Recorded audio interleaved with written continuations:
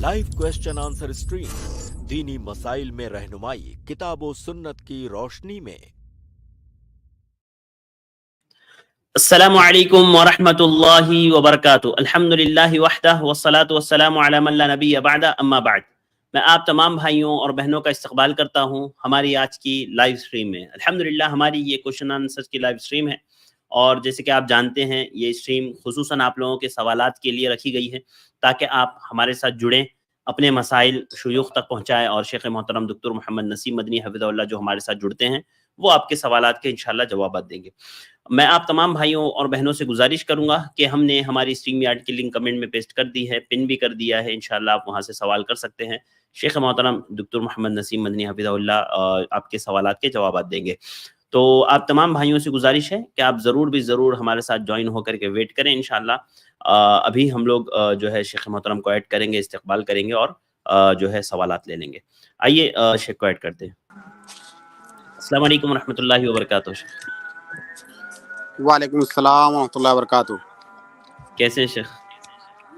अल्हम्दुलिल्लाह, अल्लाह का एहसान है। कैसे हैं शेख आप? जी अल्हम्दुलिल्लाह शेख, जज़ाकल्लाहु खैर वक्त देने के लिए शेख। शेख सवालात का सिलसिला शुरू करते हैं अगर आपकी इजाज़त हो तो। हाँ जी, बिल्कुल शुरू करते हैं। बिस्मिल्लाह। जज़ाकल्लाहु खैर। आज के हमारे सबसे पहले गेस्ट है अख्तरी बेगम। मैं आपको ऐड कर रहा हूँ, आप अपना सवाल करें। अस्सलाम वालेकुम रहमतुल्लाहि व बरकातुहू। वालेकुम अस्सलाम व वालेकुम रहमतुल्लाहि व अस्सलाम बरकातुहू। रहमतुल्लाहि। जी शेख, मेरा सवाल है कि जैसा कि मेरे यहाँ ज़ोहर की अजान होती है 12:30 में, और कभी जी ताख़िर हो जाती है नमाज पढ़ने में, जैसा कि आदमी कभी बाहर चला जाता है, कभी हॉस्पिटल वगैरह चला जाता है, तो कब तक टाइम रहता है ज़ोहर की नमाज अदा करने का? यही सवाल है मेरा। बिस्मिल्लाह वल्हम्दुलिल्लाह वस्सलातु वस्सलामु अला रसूलिल्लाह। बहन का सवाल ये है कि ज़ोहर का टाइम कब तक रहता है। तो इसका जवाब ये है कि ज़ोहर का टाइम असर की अजान तक रहता है। जब तक असर का वक्त शुरू ना हो जाए उस वक्त तक ज़ोहर का वक्त रहता है। और असर का वक्त शुरू कब होता है? असर का वक्त उस वक्त शुरू होता है जब हर चीज़ का साया उसके असली साया के अलावा 2 मिस्ल हो जाए, तब असर का वक्त शुरू होता है।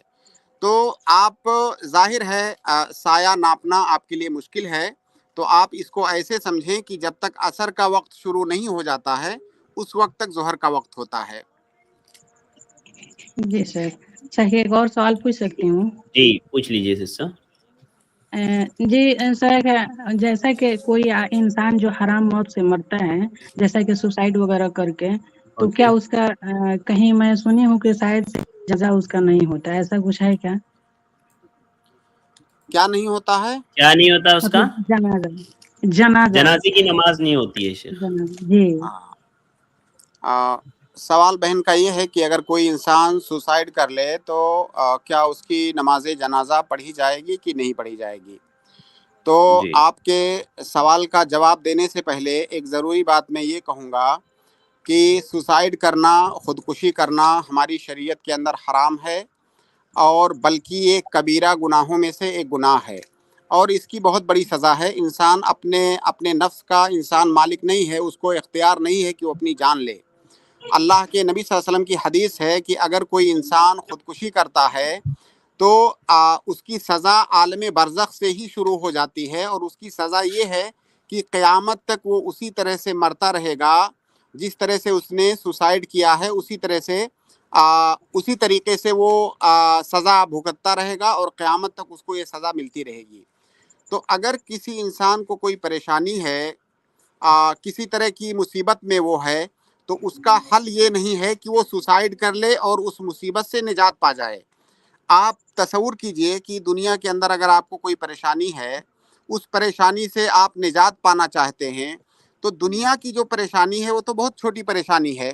अगर किसी जी इंसान को ये पता हो कि अभी मैं सुसाइड करूँगा परेशानी से निजात पाने के लिए, और सुसाइड करते ही जैसे मेरी मौत आएगी उसके फ़ौरन बाद से मेरी सज़ा शुरू हो जाएगी, और वो सज़ा जो आपको मिलेगी दुनिया की परेशानी से बहुत बड़ी परेशानी है वो, तो कोई अक्लमंद इंसान इस तरह का सौदा कैसे कर सकता है कि छोटी परेशानी से बचने के लिए वो बड़ी परेशानी में दाखिल हो जाए, ऐसी बड़ी परेशानी जो क़यामत तक उसे मिलती रहेगी।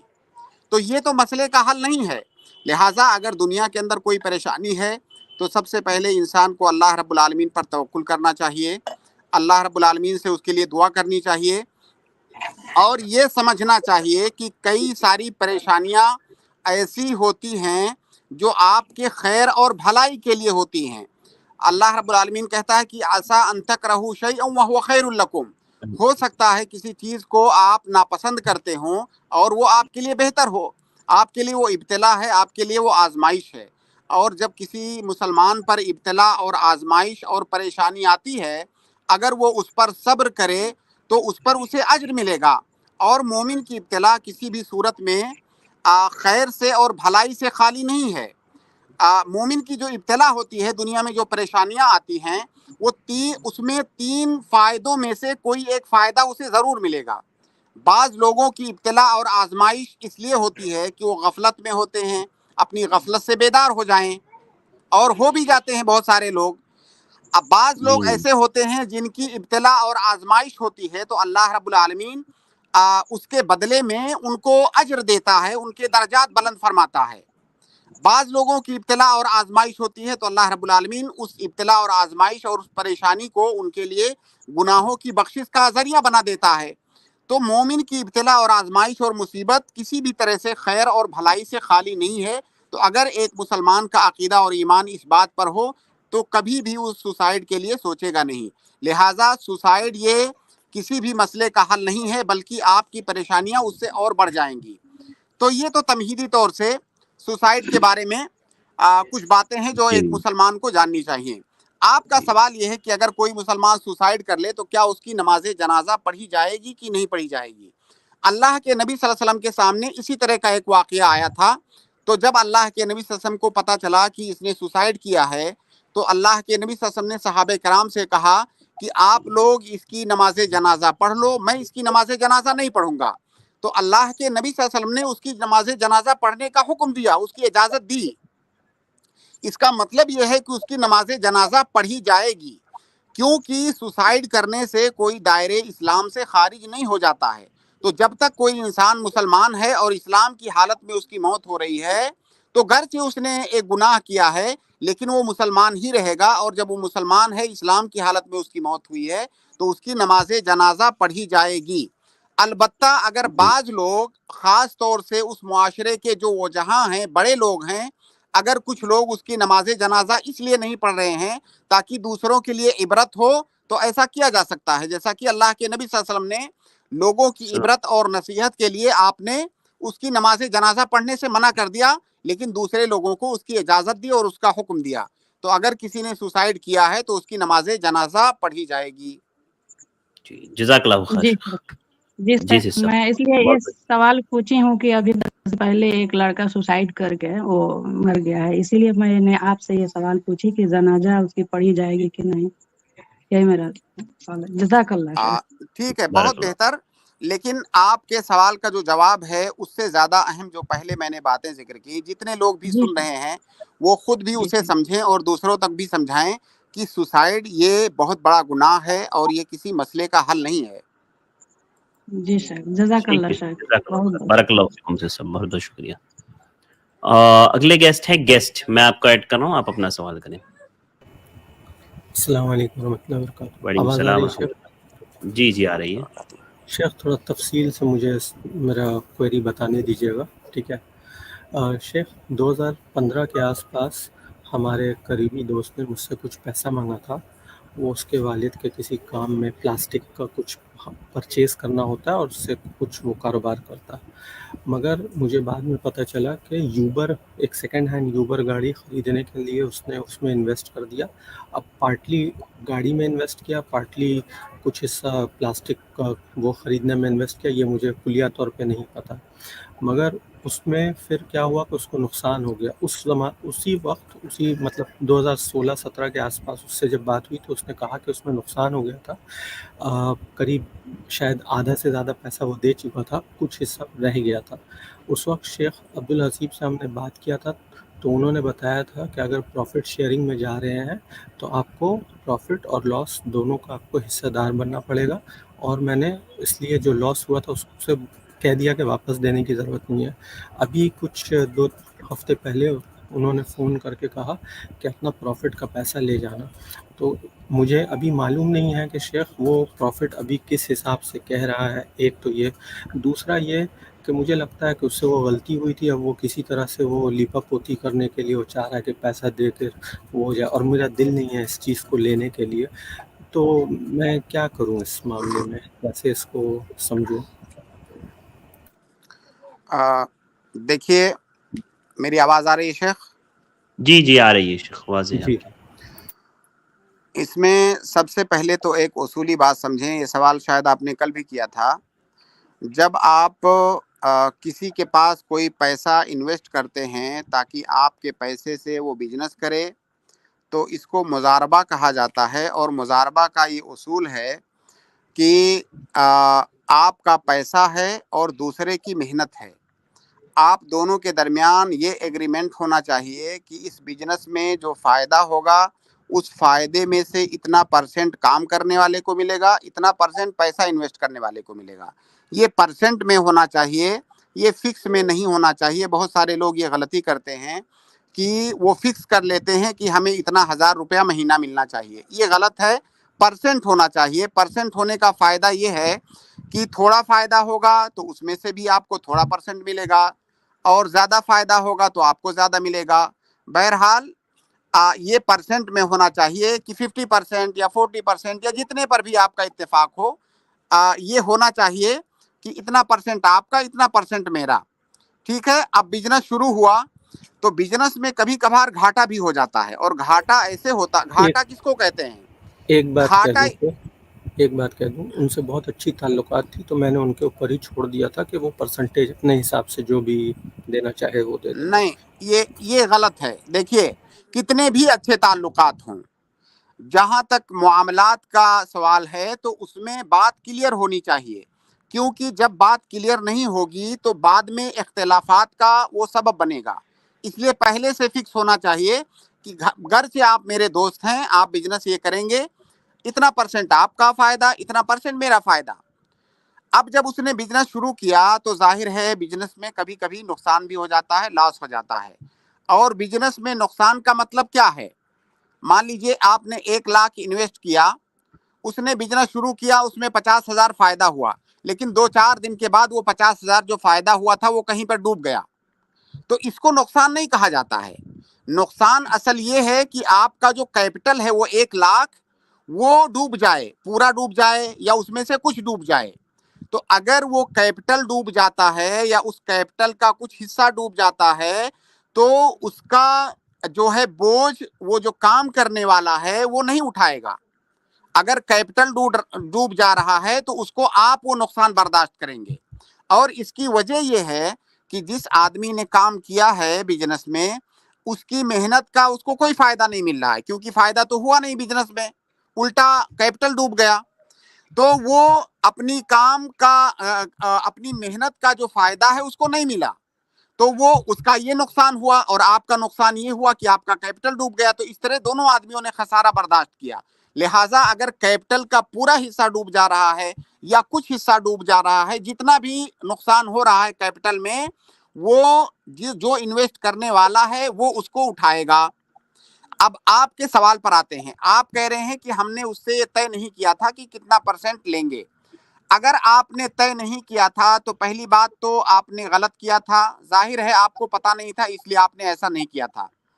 अब ऐसी सूरत में अगर उस बिजनेस में फायदा होता है तो उसको मुजारबतुल मिस्ल बना दिया जाएगा। मुजारबतुल मिस्ल का मतलब यह है कि आपके एरिया में आमतौर से जितने परसेंट पर इन्वेस्ट किया जाता है उसको उतना परसेंट मान लिया जाएगा। लेकिन आपके सवाल में आपने कहा कि यहाँ पर फायदा हुआ ही नहीं, बल्कि सामने वाले ने आपको बताया कि नुकसान हो गया, यानी कैपिटल डूब गया। तो अगर हकीकत में वो कैपिटल डूब गया है तो जितना भी नुकसान हुआ है कैपिटल में उतना नुकसान आप उठाएंगे, बाकी जो बचा हुआ है वो आपको वापस मिल जाएगा। और अगर पूरा डूब गया है तो आपको कुछ भी नहीं मिलेगा। अब आप कह रहे हैं कि कुछ सालों के बाद वो वापस आके कह रहा है कि अपना फायदा ले लीजिए, तो अगर वो पहले कह रहा था कि नुकसान हो गया है तो फायदा कहां से हुआ? लिहाजा आप उससे ये पता कीजिए آپ اس کے ساتھ بیٹھیے, بات کیجئے, پتہ کیجئے کہ کیا حقیقت میں وہ کیپٹل ڈوب گیا تھا, کہیں ایسا تو نہیں ہے کہ شرما شرمی میں اب وہ آپ کو بتا نہیں رہا ہے, نقصان ہو گیا تھا لیکن وہ شرما شرمی میں آپ کو فائدہ دینا چاہتا ہے. اگر حقیقت میں نقصان ہو گیا تھا تو آپ اس کو شریعت کا یہ حکم بتا دیجئے کہ اگر وہ راس المال اور کیپٹل ڈوب گیا تھا تو اس کا نقصان میں اٹھاؤں گا, آپ نہیں اٹھائیں گے. لیکن اگر آپ نے جھوٹ بولا تھا, وہ کیپٹل نہیں ڈوبا تھا اور اس میں فائدہ ہوا ہے, تو ایسا ہے فائدے کو ہم لوگ آپس میں تقسیم کر لیتے ہیں, اور جو میرا راس المال ہے, کیپٹل ہے, وہ مجھے واپس کر دیجئے. اس کا یہ حل ہے. جی شکریہ شیخ. پر ایک اور چیز کہ اس نے جس چیز کا کہہ کر مجھ سے پیسہ لیا تھا وہ اس کے بدلے کسی اور چیز میں بھی ڈال دیا تھا. اس زمانے میں یوبر گاڑی کی بہت چل رہی تھی, تو ممکن وہ اس میں جو ہے سیکنڈ ہینڈ ایک خریدا تھا, تو اکثر پیسہ کا حصہ اس نے اس میں ڈالا تھا. تو اب وہ پروفٹ کس حساب سے لیا جائے, کیونکہ اس نے کہا تھا کہ کوئی پلاسٹک کا لیبل بنانے کے لیے مجھے را مٹیریل خریدنا ہے, اور جبکہ اس نے اس میں سے میرے اندازے سے اکثر حصہ جو ہے گاڑی خریدنے کے لیے اس نے سیکنڈ ہینڈ لگا دیا. تو اب یہاں پہ کیسے سمجھیں گے کہ کیا پروفٹ اور کیا؟ دیکھیے اس میں دو باتیں ہیں. ایک بات تو یہ کہ جب آپ کسی کے پاس انویسٹ کرتے ہیں تو انویسٹ کی ایک شکل تو یہ ہوتی ہے کہ آپ اس سے یہ طے نہیں کرتے ہیں کہ آپ کس چیز کا بزنس کریں گے, بس آپ اس کو پیسہ دے دیتے ہیں, آپ جو بھی چاہیں بزنس کریں. ایک شکل تو یہ ہوتی ہے. ایسی صورت میں اسے اختیار ہوتا ہے وہ جس چیز میں چاہے انویسٹ کرے لے جا کر کے. دوسری شکل یہ ہوتی ہے کہ جب آپ انویسٹ کرتے ہیں تو باقاعدہ آپ کے درمیان اتفاق ہوتا ہے کہ فلاں چیز میں انویسٹ کرنا ہے. اگر یہ دوسری شکل ہے اور آپ کے درمیان طے ہو گیا ہے کہ فلاں چیز میں انویسٹ کرنا ہے, تو اسے چاہیے کہ اس کی مخالفت نہ کرے, اسی میں انویسٹ کرے. تو اگر اس نے اس کی مخالفت کیا ہے تو غلط کیا ہے. تو یہ تو پہلی بات ہے. دوسری بات یہ ہے کہ جہاں تک فائدے کا مسئلہ ہے, اس نے کہیں پر بھی انویسٹ کیا ہے, جو فائدہ ہوگا اس میں آپ شریک ہوں گے. کہیں پر بھی اس نے انویسٹ کیا ہے, فائدے کے اندر حسب اتفاق آپ شریک ہوں گے.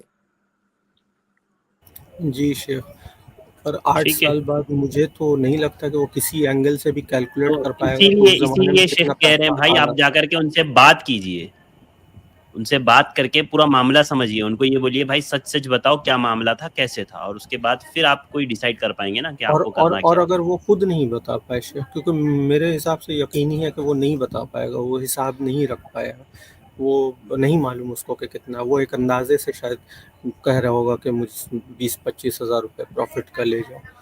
تو اس معاملے میں کیا کروں؟ بھائی دیکھیے, جب سارا معاملہ پہلے سے آپ لوگوں نے خراب کیا ہوا ہے تو اس کو کوئی مفتی نہیں بتا پائے گا. اس کا حل یہ ہے کہ ایک اندازہ لگائے گا, وہ ایک اندازہ لگائے گا کہ تقریباً میرا اتنا فائدہ ہوا ہے, اور ایک تقریبی اندازہ لگا کر کے جو فائدہ ہوا ہے اس میں آپ دونوں شریک ہو جائیں. جی. اور شیخ کل جب آپ سے بات ہو رہی تھی تو آپ نے اسی کے مسئلے میں کہا تھا کہ جس نے نقصان کیا ہے وہ اس کا بھرپائی بھرے گا. تو میں کس نے کہا دوبارہ تھا؟ نہیں, ایسا نہیں کہا تھا ہاں شیخ شیخ, نے. کل کی ریکارڈنگ آپ سنیے گا, میں دوبارہ سنا تھا اصل نہیں میں وہ شیخ دوبارہ سے بات بولنے میں غلطی ہوئی تھی, میں بھی وہی بولنے والا تھا شیخ کو اس وقت, لیکن اچھا, نیٹ ورک کا پرابلم تھا. ہاں مطلب میں شیخ وہی آپ نے سوچ جب رہا تھا. آپ یہ بات بول رہے تھے نا تو آپ نے یہ جی کہا تھا کہ جس نے پیسہ لیا ہے یعنی جو کام کر رہا ہے وہ اس کی ادائیگی کرے گا. جو کام کر رہا ہے وہ لاس کو نہیں اٹھائے گا. اگر ہاں کیپٹل ڈوبا ہے تو اس کا لاس جو انویسٹ کرنے والا ہے وہ اٹھائے گا. جی کلیئر ہو گیا شیخ. کل اصل میں ہو سکتا آپ سے غلطی سے وہ نکل گیا, تو ہاں میں مطلب دوبارہ وہ یہ سنا تھا. سینٹنس شیخ بول رہے تھے, شیخ صحیح ہاں بول وہ رہے تھے, ویسے ہی بول رہے تھے, لیکن وہ میرے کو بھی نیٹ ویسے ہی ورک کی سمجھ میں آیا پرابلم تھا. تھی, ریکارڈنگ جی نیٹ ورک. بہت شکریہ شیخ. ٹھیک ہے, جزاک اللہ السلام خیر بھائی, علیکم بارک شیخ اللہ, نسیم اور وعلیکم ارشد. السلام. السلام علیکم ورحمۃ اللہ وبرکاتہ. جزاک اللہ خیر شیخ, بارک اللہ فیکم. میں اگلے گیسٹ سسا عائشہ کو میں ایڈ کر رہا ہوں, آپ اپنا سوال کریں سسا عائشہ. جی سسا عائشہ جلدی سے آپ انمیوٹ کریں اور اپنا سوال پوچھیں. اس کے بعد میں عرفان سسودیہ کو ایڈ کروں گا. عائشہ ٹھیک ہے, میں آپ کو یہاں سے ریموو کر رہا ہوں, آپ نہیں آپ میوٹ ہے, جلدی سے آپ انمیوٹ کریں. ٹھیک ہے, عرفان سسودیہ جلدی سے انمیوٹ کر کے اپنا سوال پوچھیں بھائی. اس کے بعد میں اسامہ حمزہ کو لوں گا. السلام علیکم. وعلیکم السلام ورحمۃ اللہ وبرکاتہ. سے ایک امام جب نماز پڑھائے تراویح کی تو اس کے اندر دیکھ کے پڑھائے، اور پیچھے جو نماز پڑھنے والے ہیں وہ موبائل سے قرآن دیکھتے ہیں تاکہ اس کی ان کی نفس ادھر ادھر نہ جائے. صحیح ہے طریقہ؟ دیکھیے، امام کو اگر قرآن نہیں یاد ہے، ظاہر ہے تراویح کی نماز میں، قیام اللیل کی نماز میں نماز لمبی پڑھنی ہوتی ہے، اگر اسے قرآن نہیں یاد ہے اور وہ دیکھ کر کے پڑھا رہا ہے تو دیکھ کر کے پڑھا سکتا ہے، کیونکہ اسے ضرورت ہے دیکھنے کی. لیکن جو لوگ پیچھے نماز پڑھ رہے ہیں انہیں دیکھنے کی ضرورت نہیں ہے، لہٰذا وہ قرآن سامنے کھول کر کے نہیں رکھیں گے، وہ سنیں گے. ٹھیک ہے جی. عرفان صاحب آپ میوٹ ہیں.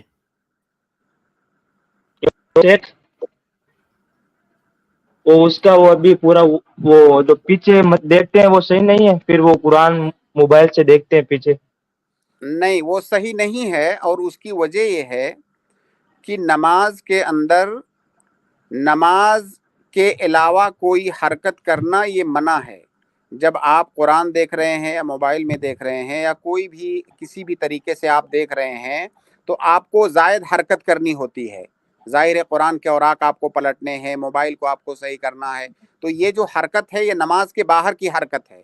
اور نماز کے اندر بلا ضرورت نماز کی مصلحت کے بغیر بلا ضرورت نماز کے اندر زائد حرکت کرنا یہ ممنوع ہے. لہٰذا جو پیچھے سن رہے ہیں، جو نماز پڑھ رہے ہیں پیچھے، وہ قرآن نہیں دیکھیں گے. ٹھیک ہے. اور شیخ آپ سے پہلے تراویح والا وہ جو 4 رکعت پڑھنے والا سوال پوچھا، وہ ہمارے شیخ سے بات ہوئی تھی، وہ کہ جو عشاء کے بعد شروع ہوتا ہے وہ فجر تک رہتا ہے، تو اس ٹائم میں آپ کبھی بھی پڑھ سکتے ہو؟ جی کبھی بھی پڑھ سکتے ہیں، بالکل. بس یہ ہے کہ اس کو 2 حصوں میں تقسیم کر کے نہ پڑھیں. اگر عشاء کے فوراً بعد پڑھ رہے ہیں تو مکمل پڑھیں، اگر دیر رات میں پڑھ رہے ہیں اس وقت مکمل پڑھیں. ایسا نہیں کہ تھوڑا ابھی پڑھ لیا تھوڑا بعد میں پڑھا. اور اگر پورا اگر پڑھ رہے ہیں وتر سمیت عشاء کے بعد، اب جو سب ایک مقدر کی رات ہے تو اس کے اندر پھر نفل پڑھ سکتے ہیں ہم اس کے بعد؟ اس کے بعد آپ تنہا پڑھیے، جماعت کے ساتھ نہیں. نہیں، وتر آخری نماز بتائی گئی ہے تو ہم اس کے بعد نفل پڑھ سکتے ہیں؟ پڑھ سکتے ہیں. وتر کو آخری نماز جب آپ تنہا نمازیں پڑھ رہے ہیں تو اس وقت وتر کو آخری نماز بنائیے، افضل ہے، واجب بھی نہیں ہے، افضل ہے. تو اگر آپ نے تراویح پڑھ لیا ہے، تراویح کے ساتھ وتر بھی پڑھ لیا، بعد میں آپ نفل پڑھنا چاہتے ہیں تو آپ پڑھ سکتے ہیں. یہ اللہ کے نبی صلی اللہ علیہ وسلم سے بھی ثابت ہے، بعد وتر کے بعد نفل نماز پڑھنا. ٹھیک ہے. ٹھیک سے جزاک اللہ. بارک اللہ فیکم. اس کے بعد اگلے گیسٹ ہے اسامہ حمزہ، اس کے بعد میں مسلمہ کو ایڈ کروں گا. السلام علیکم شیخ. وعلیکم السلام. جی شیخ، میرا سوال تھا کہ آپ لوگ تو جانتے ہیں کہ اب موجودہ پریزنٹ ٹائم پہ انڈیا میں الیکشنز ہو رہے تھے، تو علماء نے جیسا کہ ہر ایک سب کے اوپر، تمام مسلمانوں کے اوپر ووٹ ڈالنا واجب ہے، اور ہم جن کو سلیکٹ کر سکتے ہیں وہ کم برا، یعنی 2 برے انسان ہیں تو ان میں سے کم برے والے انسان کو کر سکتے ہیں. تو اس کے ساتھ ہم یہ بھی کر سکتے ہیں، یعنی ان کے لیے دعا بھی کر سکتے ہیں کہ وہ اقتدار میں آ جائے جن کے پاس کم برائی ہے. کہ اپنی نماز میں اس کے لیے، یعنی میں آپ کو سیدھا جواب، یعنی راہل گاندھی کے لیے ہم دعا کر سکتے ہیں کہ یہ گورنمنٹ آ جائے ان کے لیے. صحیح ہوگا یا غلط ہوگا؟ دیکھیے، دعا کے اندر دعا انسان کسی بھی بھلائی کے لیے دعا کر سکتا ہے، دعا کسی بھی بھلائی کے لیے کر سکتا ہے. اب 2 برائیاں ہیں، 2 برائیوں میں سے جو چھوٹی برائی ہے اس کو اختیار کرنا یہ بھلائی ہے. 2 برائیاں ہیں، دونوں میں سے کسی ایک کو اختیار کرنا ہے تو چھوٹی کو اختیار کرنا یہ بھلائی ہے. تو ظاہر ہے اس کے لیے آپ دعا بھی کر سکتے ہیں، کیونکہ بڑے شیطان کو دور رکھنا یہ بھلائی ہے. تو کسی بڑے شیطان کو دور رکھنے کے لیے اقتدار سے آپ دعا کر سکتے ہیں، کیونکہ یہ بھلائی ہے. مطلب ایسی دعا کرنا ہی کیوں آپ کو کہ جو کم جو ہے نقصان دہ ہے اس کو اللہ تعالیٰ لا، ایسا دعا کرو نا آپ کے خیر جس میں زیادہ ہو اللہ تو اس کو لے کر آ. جی بالکل. جی ضرور عمل کریں گے. جی السلام علیکم. وعلیکم السلام ورحمۃ اللہ وبرکاتہ. سسٹر مسلمہ آپ اپنا سوال کریں، اس کے بعد عرب عالم کو میں ایڈ کروں گا. السلام جی علیکم. وعلیکم السلام. शेख मेरा सवाल सही बुखारी के हदीस नंबर 5163 से 63 ٹھیک ہے शेख जब मेरी बहस हो रही थी मेरे भाई के साथ फातिहा के ऊपर तो फिर उसने किसी आलिम के पास गया और ये पूछ के लाया तो उसने उसको ये हदीस बताई जिसमें बताया कि फातिहा करना यहाँ से सबूत मिलता है बट जब मैं इसको पढ़ी तो मुझे नहीं लगा कि मतलब इससे मिलता है फातिहा करने का सबूत और जब मैंने उससे कहा कि अनस रज़ियल्लाहु ताला अन्हु ने ऐसा किया क्या तो फिर मतलब उसने बोला कि मुझे नहीं मालूम एक बार आप शेख पढ़ लेते हो हदीस को वाज़ेह रखते جی जी शेख इन्होंने क्या कहा कुछ समझ में नहीं आया मेरे سسٹر نے یہ بات کہی ہے شیخ کہ جو ہے ایک حدیث ہے صحیح بخاری کی حدیث نمبر 5163 جی تو اس سے کسی نے استدلال کرتے ہوئے ان کو کہا ہے کہ فاتحہ جائز ہے جی تو وہ حدیث کھول سکتے ہیں آپ ہاں کافی لمبی حدیث ہے شیخ میں کھول دیتا ہوں اسکرین پر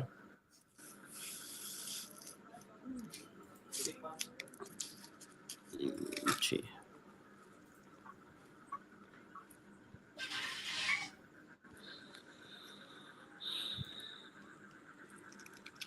جی شیخ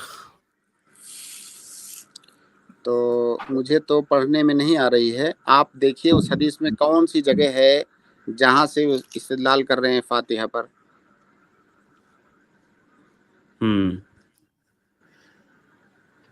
جی یہ اصل میں حدیث میں ایک لائن ہے جہاں پر نبی محمد صلی اللہ علیہ وسلم نے کھانے پہ ہاتھ رکھا اور ان کا جو من چاہا وہ پڑھا ایسی ایک لائن مجھ سے ملی تو اسی سے وہ کہہ رہی ہاں جی شیخ جی یہاں شیخ پہ ہے اصل میں وہ یہاں سے ہے روایت ٹھیک ہے جی اصل میں ابتدا ایسے ہے نا شیخ روایت کی وہ کتاب النکاح کی روایت ہے باب جی ہدیتی للعروس باب الحدیۃ اس کا للعروس باب جی جی اس کی روایت ہے کہتے ہیں کان النبی صلی اللہ علیہ وسلم اذا مر بجنابات ام سلیم دخل علیها فسلم علیها ثم قال كان النبي صلى الله عليه وسلم عروسا بزينب فقالت لي ام سليم لو اهدينا لرسول الله صلى الله عليه وسلم هدية فقلت لها افعلي فعمدت الى تمر وسمن وأقط فاتخذت حيسة في برمة فأرسلت بها معي إليه فانطلقت بها إليه فقال لي دعها ثم أمرني فقال ادعوا لي رجالا سماهم وادعوا لي ما لقيت قال ففعلت الذي أمرني فرجعت فإذا البيت غاص بأهله فرأيت النبي صلی اللہ علیہ وسلم یہ اصل الفاظ ہے شیخ وضع يديه على تلك الحيسة وتكلم بها ما شاء الله ثم جعل يدعو عشرة سنیے فا یہاں سے فوضع النبی صلی اللہ علیہ وسلم یہاں سے فرأيت النبي صلی اللہ علیہ وسلم وضع يديه على تلك الحيسة ہاں اب اس کا ترجمہ کرنے دیجیے مجھے میں نے نبی صلی اللہ علیہ وسلم کو دیکھا کہ نبی صلی اللہ علیہ وسلم نے اپنا ہاتھ اس حیسہ پر رکھا حیسہ ایک کھانا ہے کھانے کی قسم ہے میں نے دیکھا کہ اللہ کے نبی صلی اللہ علیہ وسلم نے اپنا ہاتھ اس حیسہ پر رکھا اس کے بعد وتكلم بها ہاں ما شاء اللہ جی اور اللہ کے نبی صلی اللہ علیہ وسلم نے کچھ کہا جو اللہ تعالیٰ نے چاہا اللہ کے نبی صلی اللہ علیہ وسلم نے وہ کہا ثم جعل يدعو عشرة یأکلون پھر منه 10 لوگوں کو آپ بلانے لگے کہ وہ تاکہ 10 لوگ گروپ کی شکل میں آئیں اور کھائیں جی ويقول لهم اور ان سے کہتے جی اذکروا اسم اللہ وليأکل كل رجل مما يلیہ ہاں اللہ کا نام لو یعنی بسم اللہ پڑھو اور جو تمہارے سامنے ہے اس کو کھاؤ جی اصل میں محل استشہاد یہی ہے شیخ ان کا جو ہے نا فرائیت النبی میں سمجھ گیا تو کون ایسا انسان ہے جو کہہ رہا ہے کہ یہاں پر فاتحہ کا ذکر ہے کہیں پر آپ کو فاتحہ کا ذکر ملا یہ ہے نا اللہ کے نبی صلی اللہ علیہ وسلم نے ہاتھ رکھا اور کہا کہ جو چاہے وہ پڑھا اللہ کے نبی صلی اللہ علیہ وسلم نے. ہاں تو اللہ کے نبی صلی اللہ علیہ وسلم کے ہاتھوں میں برکت تھی. نبی صلی اللہ علیہ وسلم اپنا ہاتھ کسی چیز پر رکھ رہے ہیں تو اس چیز کو برکت پہنچ رہی ہے. لیکن یہاں سورہ فاتحہ کہاں سے آ گیا درمیان میں؟ سورہ فاتحہ کا تو کوئی ذکر بھی نہیں ہے. اللہ کے نبی صلی اللہ سنیے اللہ کے نبی صلی اللہ علیہ وسلم کے وضو کا پانی لوگ لے کر کے اس سے برکت حاصل کرتے تھے. اللہ کے نبی صلی اللہ علیہ وسلم کسی چیز میں اپنا ہاتھ ڈال دیتے تھے، اس میں برکت آ جاتی تھی. لیکن اس میں سورہ فاتحہ کا ذکر کہاں آیا؟ ہم تو اللہ کے نبی صلی اللہ علیہ وسلم کے حکم میں نہیں ہیں کہ ہم اپنا ہاتھ رکھیں گے تو برکت آ جائے گی. سورہ فاتحہ تو اللہ کے نبی صلی اللہ علیہ وسلم نے نہیں پڑھا، یہاں اس کا کوئی ذکر نہیں ہے. یہاں ذکر صرف یہ ہے کہ اللہ کے نبی صلی اللہ علیہ وسلم نے اپنا ہاتھ اس پر رکھا، اللہ کے نبی صلی اللہ علیہ وسلم کی ہاتھ کی برکت اس میں آ جائے گی. اصل میں وہ تک لگایا جاتا ہے شیخ، وہ ایسے کہا، اصل میں ہم لوگوں نے بھی دیکھا ہے نا شیخ، تو وہ ایسے کہا جاتا ہے کہ اللہ کے نبی نے کچھ پڑھا. تو اب سوال یہ ہے کہ کیا پڑھا؟ تو کچھ پڑھا ہوگا تو بہت اہم چیز پڑھی ہوگی قرآن کی. تو قرآن کی سب سے اہم چیز نبی صلی اللہ علیہ وسلم. ہاں تو سورہ فاتحہ کا تو یہاں پر ذکر بھی نہیں ہے. جی اللہ کے نبی صلی اللہ علیہ وسلم نے کیا پڑھا کچھ نہیں پتا ہے، تو سورہ فاتحہ کا تو کوئی ذکر نہیں ہے. اور ویسے بھی اللہ کے نبی صلی اللہ علیہ وسلم کا ہاتھ رکھنا یہ باعث برکت ہے، یہ ہمارے لیے تو نہیں ہے. اور سورہ فاتحہ کا ذکر یہاں پر مطلب کہیں دور دور تک اس کا نام و نشان نہیں ہے. لہٰذا یہ اللہ کے نبی صلی اللہ علیہ وسلم کی حدیث کے ساتھ اور اس حدیث کے معنی کے ساتھ زیادتی ہے. یہ بہت بڑا جھوٹ ہے، عوام کو دھوکہ دیتے ہیں لوگ. کہیں سورہ فاتحہ کا ذکر نہیں. ان سے بہن سے آپ پوچھئے کہ اس کا ترجمہ میں نے کیا، کیا انہوں نے کہیں سورہ فاتحہ کا ذکر اس میں دیکھا؟ کہیں سورہ فاتحہ کا ذکر نہیں ہے. جی شیخ، میں نے ایسا کہا تھا کہ اس میں کہیں قرآن پڑھنا تو نہیں لکھا. تو پھر مطلب انہوں نے کہا کہ مطلب لیکن برکت کی دعا کی، اب ہم کو بھی نہیں معلوم، لیکن ہم قرآن پڑھتے ہیں پھر دعا کرتے ہیں، ایسا بولا. بھائی اللہ کے آپ برکت کی دعا کیجئے نا. آپ بسم اللہ کر رہے ہیں اس سے بھی برکت ہوگی. آپ بسم اللہ کر رہے ہیں، بسم اللہ کرنے کا اللہ کے نبی صلی اللہ علیہ وسلم نے لوگوں کو حکم دیا، تو آپ بسم اللہ کر کے کھائیے. وہاں پر قرآن پڑھ کے پھونکنا یا کوئی اور سورہ فاتحہ پڑھ کر کے پھونکنا، اس کا تو کوئی ذکر نہیں ہے. یہ کہہ سکتے ہیں نا کہ اگر یہاں پر یہ اس لیے ہوتا کہ امت بھی اس پر عمل کرے، تو کیا اللہ کے نبی بتا نہیں دیتے کیا پڑھ رہے اللہ کے نبی؟ ہاں کیوں نہیں بتایا کہ وہ کیا پڑھ رہے؟ آپ اس کو تیز آواز میں پڑھتے تاکہ لوگ سنیں اور سیکھیں اور اس پر عمل کریں. ٹھیک ہے سسٹر. جی سر شیخ، میں نے اس ایکسٹینٹ تک اپنے بھائی کو سمجھایا کہ یہ روایت انس رضی اللہ تعالیٰ عنہ کی، تو کیا انہوں نے خود اس پہ عمل، مطلب وہ بھی تو صحابی اگر دیکھے ہوتے تو کیے ہی ہوتے، اور پھر وہ بولے کہ نہیں. اور دیکھیے سب سے اہم بات یہ ہے کہ جب آپ کو پتہ ہی نہیں اللہ کے نبی صلی اللہ علیہ وسلم نے کیا پڑھا تو آپ کیا پڑھیں گے؟ آپ کو کیسے پتا کہ آپ نے کیا پڑھا؟ نہیں وہ بتایا نا شیخ میں، وہ ایسے اندازہ لگایا جاتا ہے کہ اللہ کے نبی نے کچھ پڑھا. اب وہ کیا پڑھا ہوگا؟ تو کوئی اہم چیز پڑھی ہوگی. تو قرآن میں سب سے اہم چیز کیا ہے؟ سورہ فاتحہ ہے، تینوں قل ہے، تو یہ سب ہم پڑھیں گے. نہیں تو شریعت جو ہے تکے سے تھوڑی چلتی ہے. جی جی جی ٹھیک ہے سسٹر مسلمہ. جی اور جیسے فاتحہ کا کھانا نہیں کھانے سے بھی بولتی تھی. آپ کی آواز صاف نہیں آ رہی ہے.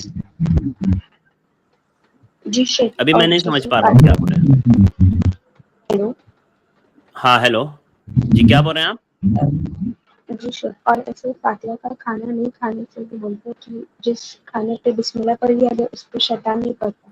تو وہ مطلب جو فاتحہ کا کھانا نہیں پڑتا اس کو قرآن پڑھا گیا تو وہ کیسا انسان ہے، مطلب وہ کیسا ہوگا ایسا. جی شیخ کیا کہا انہوں نے؟ اس طرح کا سوال یہ ہے شیخ کہ وہ جو پڑھا جاتا ہے نا جس کھانے پر، تو کیا اس کو مطلب شاید میں جہاں تک سمجھ پایا ہوں کھا سکتے ہیں یا نہیں؟ کیونکہ کہا جاتا ہے کہ جس کھانے پر بسم اللہ نہ پڑھا گیا ہو تو یعنی بسم اللہ جس پر پڑھا گیا ہو وہ شیطان نہیں کھاتا ہے. تو اس پر جب قرآن پڑھا گیا ہے، سورہ فاتحہ پڑھی گئی ہے، اس طرح کی چیزیں پڑھی گئی ہے، تو کھا سکتے ہیں کہ نہیں؟ شاید یہ پوچھ رہے ہوں. دیکھیے سورہ فاتحہ قرآن کی ایک بہت عظیم سورت ہے، اس میں کوئی شک نہیں ہے. لیکن اگر سورہ فاتحہ کا غلط استعمال کیا جائے تو ایسا صحیح تھوڑی ہوگا. تو سورہ فاتحہ کو کھانے پر پڑھنا یہ بدعت ہے. جس کھانے کے ساتھ بدعت کی گئی ہو اس کھانے کو کھانا جائز نہیں ہے. اس کو آپ مثال سے سمجھیں. جیسے سورہ فاتحہ ایک بہت عظیم سورت ہے. اگر کوئی جی سجدے کے اندر سورہ فاتحہ پڑھے تو کیا آپ اس کے پیچھے نماز پڑھیں گے؟ اگر کوئی امام نہیں اعلان کرے کہ بھائی آج میں سجدے میں اور رکوع میں سورہ فاتحہ پڑھوں گا، تو جبکہ سورہ فاتحہ تو بہت اچھی سورت ہے، تو کیا آپ اس کے پیچھے نماز پڑھیں گے؟ نہیں. اگر نہیں کوئی امام کہے کہ بھائی نماز پڑھنا تو بہت اچھی عبادت ہے، آج ظہر کی نماز میں 5 رکعت پڑھوں گا، کیونکہ 1 رکعت جی اضافہ کرنا تو بڑی اچھی چیز ہے، کیونکہ نماز تو بہت بڑھیا عمل ہے، تو کیا آپ اس کے پیچھے نماز پڑھیں گے؟ نہیں پڑھیں گے. تو سورہ فاتحہ اچھی صورت ہے، لیکن ہم اس پر عمل اسی طریقے سے کریں گے، اس کا استعمال اسی طریقے سے کریں گے جس طرح ہمیں شریعت نے بتایا ہے. تو کسی عمل کا اچھا ہونا یہ صرف دلیل نہیں ہے، بلکہ اس عمل کا سنت کے مطابق ہونا بھی ضروری ہے. جی ٹھیک ہے سسٹر. جی جزاک اللہ. وعلیکم. اصل میں اس لیے پوچھا سسٹر نے شیخ کہ یہ لوگ ایسی باتیں کرتے ہیں کہ دیکھو جس چیز پر نہ بسم اللہ پڑھا گیا ہو اس کو شیطان نہیں کھاتا، تو تم لوگ شیطان ہیں، تم لوگ یہ نہیں کھاتے ہو. اس طرح کی باتیں وہ لوگ کہتے ہیں شیخ. میں اگلے گیسٹ عرب عالم کو ایڈ کر رہا ہوں، آپ اپنے سوال کریں، اس کے بعد شیخ اکبر کو میں ایڈ کروں گا. عرب عالم بھائی آپ کی بہت ڈسٹربنس ہے آپ کی وائس میں آپ کو پھر سے انمیوٹ کراؤں. اگر آپ کا سوال ہے تو آپ کریں، ورنہ میں آپ کو فوراً ریموو کر دوں گا.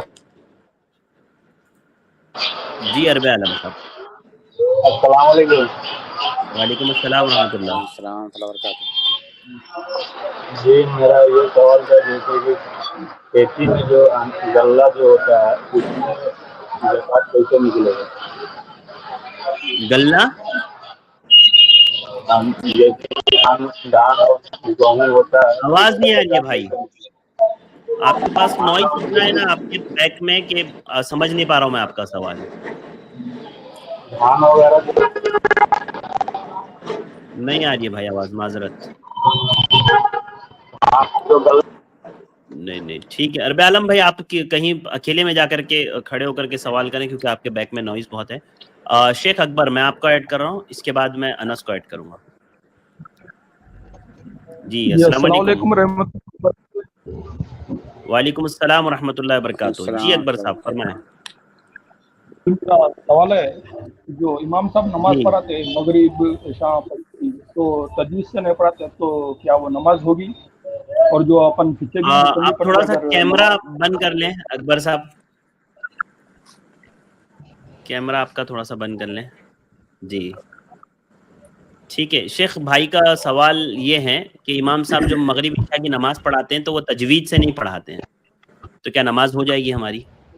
ہاں بالکل نماز ہو جائے گی.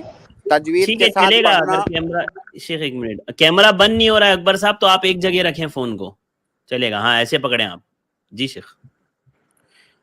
تجوید کے ساتھ قرآن کو پڑھنا واجب نہیں ہے، بلکہ قرآن کو اس کے مخارج، اس کے حروف، اس کے کلمات کی ادائیگی کے ساتھ پڑھنا ضروری ہے. جس طرح کی اس کا جی معنی نہ بدلے. تجوید یہ واجب نہیں ہے، نماز ہو جائے گی. جی جزاک اللہ خیر. اکبر صاحب آپ کا ڈیوائس ناٹ کنیکٹڈ دکھا رہا ہے، شاید آپ نے کمپلیٹ براؤزر سے ہی کیمرے کو الاؤ کینسل کر دیا ہے، تو اس لیے آپ کا ڈیوائس ناٹ کنیکٹڈ دکھا رہا ہے. بہرحال آپ کا جواب ہو گیا ہے، امید کرتا ہوں آپ کو انشاءاللہ بات سمجھ میں آ گئی. انس میں آپ کو ایڈ کر رہا ہوں، اس کے بعد طیب کو میں ایڈ کروں گا. السلام علیکم شیخین. السلام ورحمۃ اللہ وعلیکم وبرکاتہ. السلام ورحمۃ اللہ وبرکاتہ.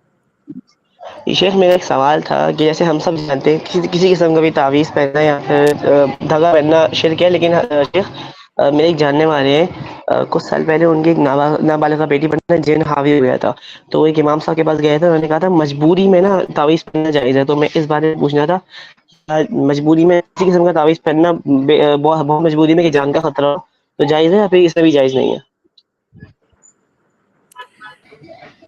تعویذ کے بارے میں بھائی کا سوال ہے. اللہ کے نبی صلی اللہ علیہ وسلم کی حدیث ہے کہ من تعلق تمیمتن فقد کفر. ایک حدیث ہے من تعلق تمیمتن فقد اکل الیہ، جس نے تعویذ لٹکایا تو اسی تعویذ کے حوالے کر دیا جائے گا وہ. اور तावीज़ लटकाना ये शिरक और कुफ्र है। फिर आगे भाई ने कहा कि अगर कोई मजबूरी की हालत है तो क्या पहन सकता है। भाई मजबूरी किसको कहते हैं, पहले तो मजबूरी का डिफिनेशन पता होना चाहिए ना। मजबूरी ये है कि उसके बगैर कोई चारा नहीं है। क्या किसी ने आपको ज़बरदस्ती पहनाया है? मजबूरी तो ये है कि उसको अगर आप नहीं पहनेंगे तो उसके बगैर कोई चारा नहीं है। और यहाँ पर ऐसा नहीं है कि उसको पहनना आपकी मजबूरी है, वो तो आपको इख्तियार है, आप चाहो तो पहनो चाहो तो ना पहनो। तो मजबूरी इसको नहीं कहते हैं। और आपका ये कहना कि उसको नुकसान पहुंच जाएगा अगर नहीं पहनेगा या उसकी मौत हो जाएगी, ये गलत है। बिल्कुल नहीं, कोई नुकसान नहीं पहुंचेगा उसको। आपको दुआएं बताई गई हैं, आपको रुकिया बताया गया है, आप वो कीजिए। तो तावीज़ पहनना ये आपकी मजबूरी नहीं है। मजबूरी का मतलब जो चीज़ आपके इख्तियार में ना हो उसको मजबूरी कहा जाता है। जी शेख, मैंने भी उनसे ये कहा था, लेकिन वो उस पे वो यही बात कह रहे थे। खैर चलिए, जज़ाकल्लाह शेख, आपने पॉइंट क्लियर कर दिया। अस्सलाम वालेकुम व रहमतुल्लाह। जी तैयब साहब, मैं आपको ऐड कर रहा हूँ। इसके बाद मैं जो है इसके बाद मैं इमरान मेमन को ऐड करूंगा इंशाल्लाह। अस्सलाम वालेकुम। जी तैयब। वालेकुम अस्सलाम व रहमतुल्लाहि व बरकातुहू। शेख, ये दीन की तबलीग करके मतलब मांग कर पैसे लेना क्या है, जायज है या नहीं? और अगर मतलब जायज है तो इसकी दलील क्या है? दीन की तबलीग ये है कि दीन के अहकामात को दूसरे लोगों तक पहुंचाओ, लोगों को भलाई का हुक्म दो, लोगों को बुराई से रोको, अल्लाह के दीन को, उसके अहकामात को लोगों तक पहुंचाओ, इसको तबलीग कहा जाता है। और तबलीग ये वाजिब है, तबलीग ये ज़रूरी है। अम्र बिल मारूफ और नही अनिल मुनकर ये वाजिब है और हर इंसान पर उसकी इस्तिताअत के बक़द्र वाजिब है।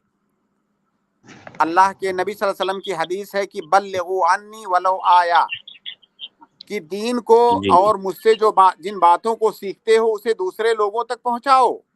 तो दीन की तबलीग करना ये वाजिब है, लेकिन ये उस आदमी के लिए वाजिब है जो उसकी तबलीग कर सकता हो, जिसे दीन के अहकामात पता हो। हर आदमी का अपना दायरा है, दीन का जितना इल्म आपके पास है उतना आप पहुंचाएंगे। आप अपने इल्म से ऊपर उठ करके इज्तिहाद नहीं करेंगे, फतवा नहीं देंगे। जैसे मान लीजिए एक आम इंसान है, उसे पता है कि 5 वक्त की नमाज पढ़ना फ़र्ज़ है। अब अगर उसका कोई जानने वाला, कोई भाई, कोई करीबी नमाज नहीं पढ़ रहा है तो दीन की तबलीग करेगा, कहीं भाई नमाज आप पढ़िए। अब नमाज पढ़ने का जो तरीक़ा है उसको सीखने के लिए आपको किसी आलिम के पास जाना पड़ेगा। तो जितना आपको मालूमात है उतना आपके ऊपर वाजिब है कि आप दूसरों तक पहुंचाएं। वो बुराई जिसके बारे में आपको पता है कि हमारी शरीयत में जायज़ नहीं है, उससे आप लोगों को मना करें, यही तबलीग है। भाई का सवाल इस पर ये है शेख कि तबलीग का पैसा लेना, तबलीग करके पैसा मांग करके लेना कि भाई मैं इतना लूंगा, तो ये कहाँ तक जायज़ है और इसकी दलील क्या है?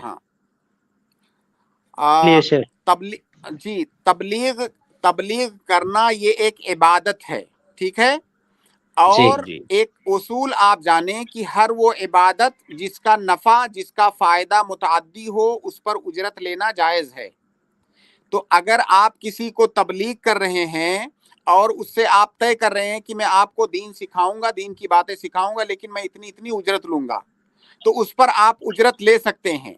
लेकिन आप यहाँ पर ये याद रखें कि आप वो जो इबादत कर रहे हैं उस इबादत पर उजरत नहीं ले रहे हैं, बल्कि उसको जो नफ़ा पहुंचा रहे हैं उस नफ़ा पहुंचाने पर आप उजरत ले रहे हैं। जी तो शेख मतलब इसकी दलील मतलब कैसे, अगर कोई पूछे दलील? इसकी दलील ये है, अल्लाह के नबी सल्लल्लाहु अलैहि वसल्लम की एक हदीस है, इन्ना अहक्क़ मा अख़ज़्तुम अलैहि अजरन किताबुल्लाह, कि वो चीज़ जिस पर उजरत लेने के सबसे ज़्यादा मुस्तहिक़ हो किताबुल्लाह है। आप किसी को किताबुल्लाह से में सबसे अहम चीज़ है दीन के अहकामात। किताबुल्लाह के अंदर क्या है? दीन के अहकामात हैं। तो अगर आप किसी को कुरान पढ़ना सिखा रहे हो, किसी को कुरान के अहकामात सिखा रहे हो, तो वो जो फ़ायदा उठा रहा है आपसे, उस फ़ायदे के मुकाबिल में आप उजरत ले रहे हो। आप जो कुरान पढ़ रहे हो उस पर उजरत नहीं ले रहे हो। इसी तरह से अल्लाह के नबी सल्लल्लाहु अलैहि वसल्लम की एक और हदीस है, बाद सहाबे कराम ने जिन्होंने रुकिया किया था एक इंसान का सूरह फातिहा के ज़रिए से, उन्होंने उस पर उजरत लिया था। अल्लाह के नबी सल्लल्लाहु अलैहि वसल्लम को जब खबर लगी तो आपने उसको इकरार फरमाया, उस पर नकीर नहीं किया। तो इसलिए उजरत लेना हर उस इबादत पर जिसका नफ़ा, जिसका फ़ायदा मुतअद्दी है, उस नफ़ा पर उजरत लेना आपके लिए जायज़ है। जी, जज़ाकल्लाहु खैर। बारकल्लाह, बारकल्लाह बहुत बहुत शुक्रिया। इसके बाद अगले गेस्ट इमरान मेमन, मैं आपको ऐड कराऊं, आप अपना सवाल करें। अस्सलाम वालेकुम वरहमतुल्लाहि वबरकातुहू। अस्सलाम वरहमतुल्लाहि वबरकातुहू। जी शेख, जी मेरा इमरान। सवाल है सवाल के रोजे के ताल्लुक से। जो 6 रोजे हैं, तो जी। जो औरतों के रोजे छूटे होते हैं, तो पहले वो रमजान के कज़ा देगी या फिर सवाल के रोजे रखेगी? क्योंकि अभी तक तो सवाल के रोजे हम सब रख रहे थे, पर अभी एक आलिम से मतलब ऐसी मतलब एक बयान सुना, मेरे बाजू में सिटी है वहां से, कि पहले कज़ा देनी पड़ेगी। तो बहुत से लोगों ने सवाल के रोजे ही छोड़ दिए, क्योंकि अब कज़ा पहले देनी है, तो सवाल के रोजे इस हिसाब से छोड़ दिए कि अब पहले कज़ा देंगे। और उन्होंने यहाँ तक कहा कि कोई भी नफली रोजा नहीं होगा, पहले अपने को कज़ा देनी पड़ेगी ऐसे। जी जी जी शेख। भाई का सवाल ये है कि अगर कोई इंसान शव्वाल का रोज़ा रखना चाहता है और उसके ऊपर कुछ उसके क़ज़ा रोज़े भी हैं रमज़ान के, तो क्या पहले रमज़ान के छूटे हुए रोज़ों की क़ज़ा करे, या चाहे तो पहले शव्वाल का रोज़ा रख सकता है उसके बाद क़ज़ा करे? इसका जवाब ये है कि दोनों सूरतें जायज़ है। अगर वो चाहे तो पहले क़ज़ा कर ले, उसके बाद शव्वाल के रोज़े रखे, और अगर चाहे तो शव्वाल के रोज़े पहले रख ले, क्योंकि क़ज़ा का जो टाइम है वो अगला रमज़ान आने तक है, तो क़ज़ा वो बाद में भी कर सकता है। अलबत्ता इस मसले के अंदर इख्तिलाफ है, जो भाई ने जिक्र किया, बाज़ फ़ुक़हा की यही राय है, लेकिन सही बात यह है कि वो क़ज़ा के बजाय पहले शव्वाल का रोज़ा रख सकता है। जो लोग कहते हैं कि नहीं रख सकता, वो दलील ये देते हैं कि अल्लाह के नबी सल्लल्लाहु अलैहि वसल्लम की हदीस है कि मन साम रमज़ाना सुम्मा अतबअहु सित्तम मिन शव्वाल, कि जिसने रमज़ान का रोज़ा रख लिया उसके बाद शव्वाल के 6 रोज़े रखे। तो अभी जिसके रमज़ान के रोज़े छूटे हुए हैं उसने तो शव्वाल के पूरे रोज़े रमज़ान के पूरे रोज़े रखे नहीं हैं, तो शव्वाल का कैसे रखेगा? तो यहाँ पर तबईयत हो ही नहीं पाएगी। तो इसका जवाब ये है कि तबईयत ये हकीकी भी होती है, हुक्मी भी होती है।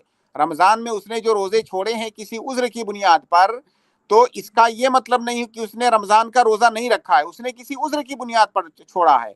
अब जब रमज़ान के वो रोज़े साल के किसी और महीने में रखेगा तो वो रमज़ान के रोज़े ही उसके शुमार होंगे, लिहाजा यहाँ पर तबईयत ये हुक्मी है।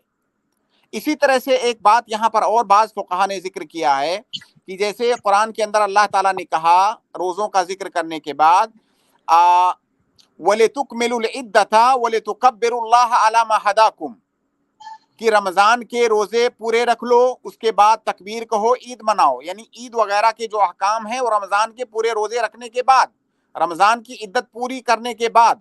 अब अगर किसी इंसान के रमज़ान के 2-4 रोज़े छूटे हुए हैं किसी उज़्र की बुनियाद पर, तो क्या इसका मतलब ये है कि वो ईद नहीं मनाएगा? तो भाई इस आयत के अंदर तो ये भी कहा गया है कि पहले रमज़ान की इद्दत पूरी कर लो, उसके बाद ईद मनाओ। तो अगर रमज़ान के रोज़े किसी के छूटे हुए हैं तो ऐसा नहीं है कि वो ईद नहीं मनाता है। तो इसी तरह से शव्वाल के रोज़े वो क़ज़ा से पहले रख सकता है, इसमें कोई हरज की बात नहीं है। अलबत्ता अगर वो पहले क़ज़ा कर ले रहा है तो ये ज़्यादा बेहतर है, क्योंकि इससे वो एक तो इख्तिलाफ से बच जाएगा, दूसरे ये कि जो चीज़ उसके ऊपर वाजिब है पहले वाजिब की अदायगी कर लेगा, उसके बाद नफिल की अदायगी करेगा, वरना दोनों सूरतें जायज़ हैं। जी इमरान में। जी ठीक है सर। जी से तयम्मुम के ताल्लुक से एक सवाल है, पूछ लीजिए। जी शेख, ये तयम्मुम का जो ये मतलब मिट्टी का मसला है, अपनी घर की दीवार होती है उस पे हाथ लगा के तयम्मुम हो जाता है? घर की दीवार पे जो होता है, दीवार जो होती है घरों की। हाँ बिल्कुल बिल्कुल, उस पे देखिए, हर वो चीज़ जिसका ताल्लुक ज़मीन से है उस पर तयम्मुम करना, उस पर हाथ मार के तयम्मुम करना जायज़ है। कई सारे लोगों के दिमाग मिट्टी में, लगी हो, सुनिए पूरी बात, मिट्टी लगी हो ना लगी हो तो भी हर वो चीज़ जिसका ताल्लुक ज़मीन से है उस पर हाथ मार के तयम्मुम करना जायज़ है। हाथ पर मिट्टी लगना ये ज़रूरी नहीं है। जैसे मिट्टी की दीवार है या सीमेंट की दीवार है, रेत की दीवार है, जो पक्की दीवारें होती हैं उसमें सीमेंट और रेती मिली होती है, तो वो रेती और सीमेंट उसका ताल्लुक भी जमीन की जुज से ही है, लिहाजा उस पे भी तयम्मुम करना जायज है। तो आप ये कायदा याद रखें कि हर वो चीज जिसका ताल्लुक जमीन और मिट्टी से है, गरचे उसकी शक्ल बदल गई है, उस पर तयम्मुम करना जायज है, और आपके हाथ पर मिट्टी का लगना ये शर्त नहीं है। जी शेख, ठीक है इमरान भाई, म्यूट है इमरान भाई आप। बारकल्लाहु फिकुम। अगले गेस्ट है MD, मैं आपको ऐड कर रहा हूँ।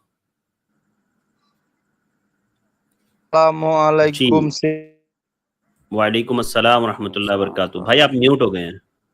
जी, मेरा सवाल है शेख कि जैसे कि हम किसी भी मतलब नमाज में जाते हैं, जैसे कि जोहर का गए चाहे मगरिब का गए, तो अब जमात वहाँ चल रहा है, तो जमात लास्ट हो गया, जैसे लास्ट आप सलाम फेरने के लिए बैठे हैं, जो वहाँ दुआ है वो पढ़ रहे हैं, हम जाके उसमें शामिल हो गए, तो मेरा आता ही है, तो मतलब कुछ आधा हुआ तब तक वो सलाम फेर दिया, तो अब क्या हम उसको वो जमात को कंटिन्यू करेंगे या उसको छोड़ के दोबारा हम अपने से अलग जमात करेंगे? ये थोड़ा नहीं, आप भाई का सवाल ये है कि वो तशहुद में पहुंचे और उन्होंने तहियात पढ़ना शुरू किया, अभी थोड़ा पढ़ा था जब तक इमाम ने सलाम फेर दिया, तो अब वो क्या करेंगे? जहां पर इमाम ने सलाम फेरा आप वहीं पर खड़े हो जाएंगे और अपनी नमाज मुकम्मल करेंगे। आप जो है दोबारा से नमाज शुरू नहीं करेंगे, जहां से आपने ज्वाइन किया है वहीं से आप कंटिन्यू करेंगे, जहां इमाम सलाम फेरेगा वहीं पर आप खड़े हो जाएंगे अपनी नमाज मुकम्मल करने के लिए। जी भाई, छोटा सा, जैसे जाकात का पैसा तो अपने चाचा को दे सकते हैं कि नहीं दे सकते हैं? किस चीज? क्या चाचा को ज़कात का पैसा चाचा को दे सकते हैं क्या शेख? ये डिपेंड करता है इस बात पर कि आपके जो चाचा हैं क्या आप उनके वारिस बन रहे हैं कि नहीं बन रहे हैं। अगर आप उनके वारिस बनने वाले हैं, बाद सूरतों में आप उनके वारिस बनते हैं, बाद सूरतों में नहीं बनते। अगर आप उनके वारिस बनने वाले हैं तो आप उनको ज़कात नहीं दे सकते, और अगर आप उनके वारिस बनने वाले नहीं हैं तो आप उनको ज़कात दे सकते हैं। समझे ने मुझसे वारिस का मतलब? अगर आज की तारीख में उनकी वफात हो जाए तो क्या उनकी प्रॉपर्टी में आपको हिस्सा मिलेगा कि नहीं मिलेगा? जैसे अगर उनके पास सुनिए, अगर उनके पास औलाद है तब भी आपको हिस्सा नहीं मिलेगा, ठीक है जी। उनका अपना मतलब बेटा बेटी सब है, तो हमको उसमें कहाँ से, अगर उसको वफात होता है तो थोड़े ना मिल जाएगा? हाँ बिल्कुल, आपने बिल्कुल सही बताया। अगर उनके पास बेटा बेटी मौजूद है तो आप उनको ज़कात दे सकते हैं, लेकिन इस शर्त पर दे सकते हैं जब वो गरीब हो जाएं। अगर वो गरीब हो जा रहे हैं तो आप उनको ज़कात दे सकते हैं। ठीक है, ठीक है, जज़ाकल्लाह खैर, बारकल्लाहु फिकुम। इसके बाद अरमान, मैं आपको ऐड कर रहा हूँ, आप अपना सवाल पूछें। अस्सलाम वालेकुम। वालेकुम अस्सलाम। जी, सवाल ये है कि जैसे 2 रकात हो गई जमात में और हम तीसरी रकात में पहुंचे, तो फिर हम किस तरीके से पढ़ेंगे? मान लीजिए ज़ोहर की नमाज है तो उसमें हम अपनी पहली रकात है हमारी, तो हम उसमें सूरा मिलाएंगे अपना, या फिर हम सूरा नहीं पढ़ेंगे और लास्ट के 2 रकातों में सूरा पढ़ेंगे? जी देखिए अरमान भाई, आप ये उसूल याद रखें कि जहां से आप जमात में शामिल हो रहे हैं वो आपकी पहली रकात है, आपकी नमाज की इब्तिदा वही है। अब जब आपकी पहली रकात है तो उसमें आप सूरह फातिहा भी पढ़ेंगे, सूरह फातिहा के साथ कोई और सूरत भी पढ़ेंगे अगर आपको टाइम मिल रहा है तो। जाहिर है कभी कभार ऐसा भी हो सकता है कि जैसे जब इमाम की वो तीसरी रकात है तो इमाम तो सिर्फ सूरह फातिहा पढ़ेगा, तो हो सकता है आपको आगे टाइम ना मिले, सिर्फ सूरह फातिहा पढ़ने का वक्त मिले। तो अगर सिर्फ सूरह फातिहा पढ़ने का वक्त मिल रहा है आपको तब तो सिर्फ सूरह फातिहा पढ़ेंगे। अगर इमाम रुकू में चला जा रहा है तो आप भी रुकू में चले जाएंगे। लेकिन अगर आपको वक्त मिल रहा है तो उसके साथ आप दूसरी सूरत भी पढ़ेंगे, क्योंकि वो आपकी पहली रकत है।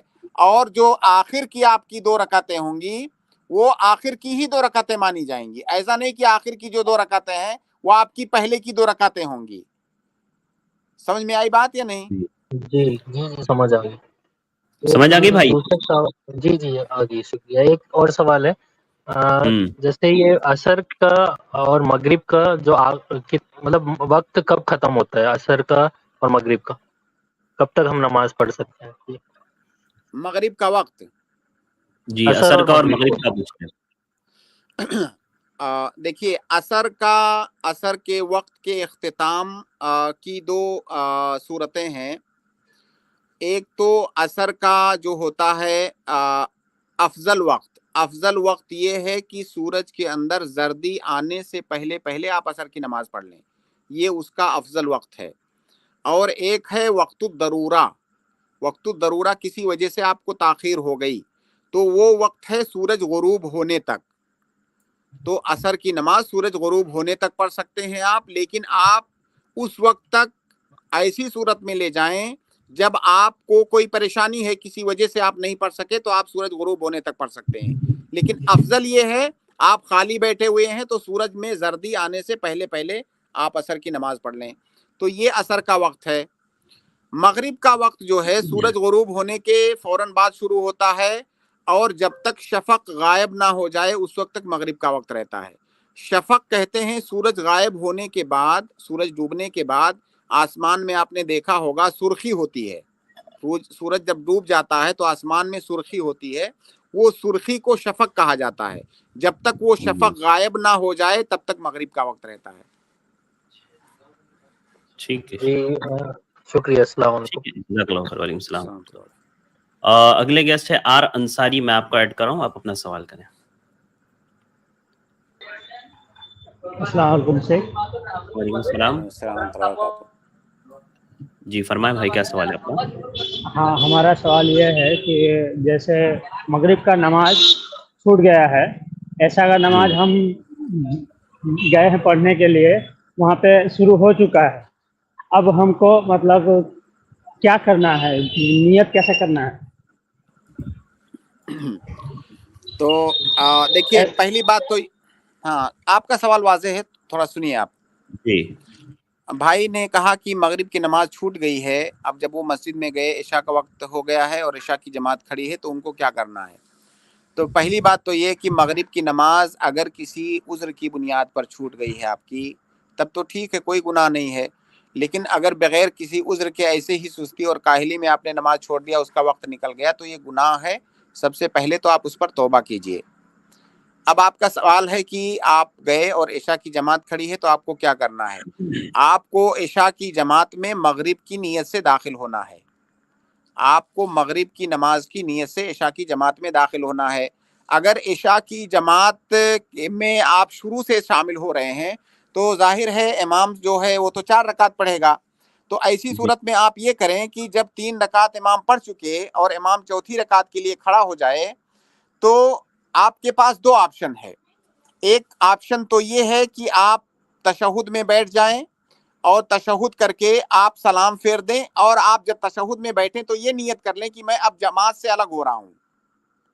आप जब इमाम चौथी रकात के लिए खड़ा हुआ उस वक्त आप नियत कर लें कि मैं अब इमाम से अलग हो रहा हूं, जमात से। अब आप तशहुद करके सलाम फेर दें। एक सूरत ये है। दूसरी सूरत ये है कि आप इमाम से अलग होने की नियत ना करें, बल्कि आप तशहुद में बैठ जाएं और आप बैठे रहें, इंतजार करें। अभी इमाम चौथी रकात मुकम्मल करके वो भी तशहुद में आएगा, अब उसके साथ तशहुद करके और आप साथ ही में सलाम फेरें। और अगर कभी ऐसा भी हो सकता है कि जब आप इशा की नमाज में पहुंचे तो इमाम एक रकात पढ़ चुका है, मान लीजिए इमाम 1 रकात पढ़ चुका है, तो अब उसकी 3 रकात ही बची हुई है, तब तो कोई मसला ही नहीं है। आप मगरिब की नियत से दाखिल होइए और उसके साथ मुकम्मल नमाज पढ़िए। ठीक है शेख। जी भाई। जी शेख, वाजे जज़ाकल्लाह। सर एक ये सवाल पूछ लीजिए भाई। चलिए लास्ट सवाल, वक्त वैसे भी खत्म हो गया, फरमाइए जल्दी से। अब भूल गए हैं, बाद में फिर आएंगे। ठीक है, फिर कभी आइए इंशाल्लाह, कोई बात नहीं। शेख बहुत बहुत शुक्रिया शेख, वक्त हो गया है तो यहीं पर हम स्ट्रीम के अख्तिताम का ऐलान करते हैं।